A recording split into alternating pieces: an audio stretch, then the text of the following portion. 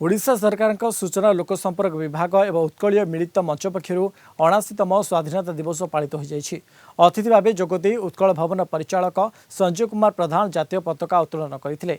उपमुख्य परिचालक रामचंद्र हेम्ब्रम, पूर्वतन विधायक किशोर तराई, पूर्वतन एसपी अजय कुमार स्वाई और संपादक विजय बारिक प्रमुख अतिथि भाव जोगदे।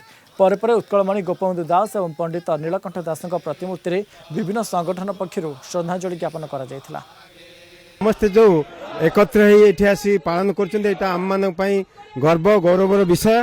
तेणु आम मैंने आज संकल्प नवा समस्ते जो भाव अखंड भारत को आम बजाय रखे एक भारत को सारा विश्व में प्रतिष्ठित करवा। 79तम वर्ष पूर्ति रे आम एटी खूब आडंबर सह पालन करुचु, वार्ता दौचु आगामी दिन विश्वर गुरु भारत है छिड़ा हो तार जो दशंधि धरी जो कला शासन शासित है आगामी दिन विश्व गुरु हो यही आशा आकांक्षा रखी आम ये आज आडंबर सह पालन कर।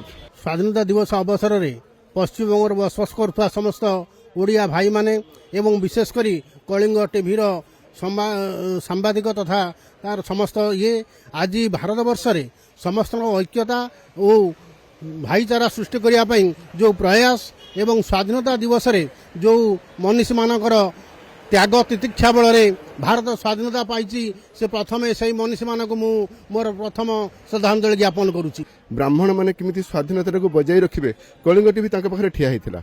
आज भी कलिंग टीवी आसी आमर प्रवासी ओडिया मैंने जो मैंने स्वाधीनता दिवस पालन करुँच से प्रकृत में स्वाधीनतार मजाटा बा स्वाधीनतार स्वादुटा पाई कि नहीं। कलिंग टीवी माध्यम आम मैंने जनाऊँ जो प्रवासी ओडिया मैंने आम अच्छु स्वाधीनतार जो स्वादु आम पाइछु।